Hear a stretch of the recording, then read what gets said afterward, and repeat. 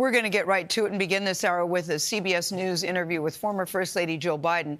She talked with CBS Sunday Morning's Rita Braver about the end of former President Joe Biden's re-election campaign and the concerns that many people had about his health before his withdrawal.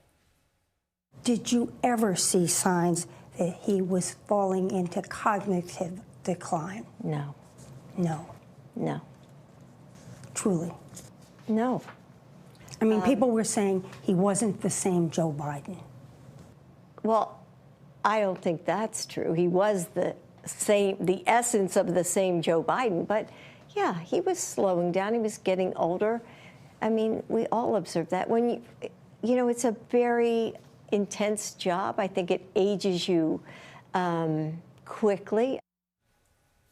Let's talk about all this with Chris Whipple. He's a contributing writer at Vanity Fair magazine. He wrote the book Uncharted: How Trump Beat Biden, Harris, and the Odds in the Wildest Campaign in History. I remember that book very well. Chris Whipple, it's nice to see you again. Thank you so much for joining us this morning. Be with you.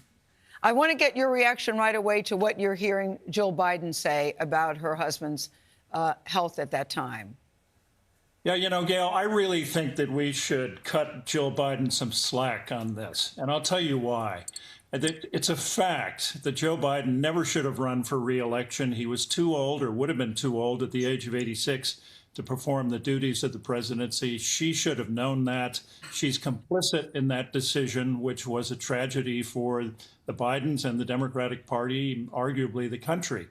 But there is no compelling evidence that Joe Biden was unable to perform the duties of the presidency behind closed doors.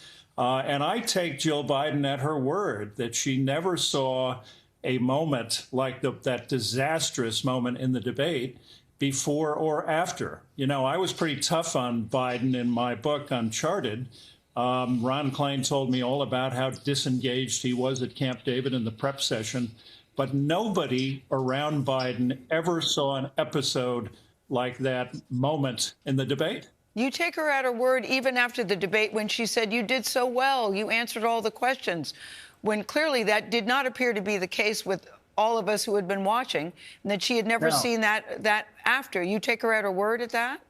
No, I'm not giving her a pass, Gayle, on everything. And obviously that was completely wrong when she said, gee, you did great. You answered every question.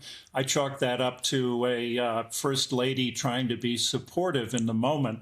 But no, I don't give her a pass on that. And I don't give her a pass on, as I say, being complicit in what was an historically tragic decision to run for re-election. But there is this article of faith out there that Joe Biden was Woodrow Wilson, incapacitated in a corner while a cabal of aides was running the country by autopen, and it's nonsense.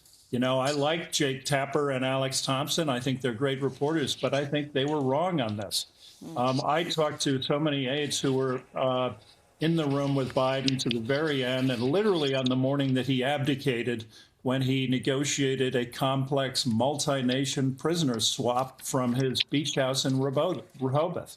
So I just think that this is sort of a myth that Biden was incapacitated.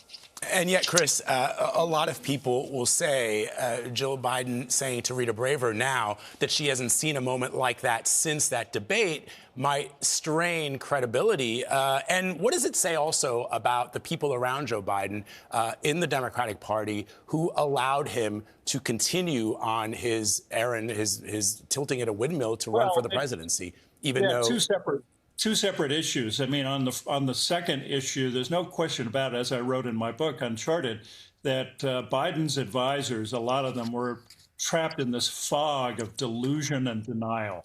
They thought he could run for re-election and they thought he could win. He couldn't. He was incapable of running an effective campaign or being president for another 4 years. That's a different issue from whether anything like this had happened before or after the debate. I watched that debate, and I thought he was having a stroke. It's perfectly plausible to me that Jill Biden thought so, too, because she hadn't seen a moment like that before or after. And everybody I've talked to, including his closest aides, say long after this debate, they were in endless meetings on policy presided over by Biden, meetings in which Donald Trump would have certainly fallen asleep, but he was functioning. So historians have to deal with the fact that this moment in that debate is still a mystery. We don't know what happened. All right, Chris Whipple, we thank you so much for your time this morning. Great to be with you. Rita Braver's interview with the former First Lady Jill Biden will air this weekend on CBS Sunday Morning.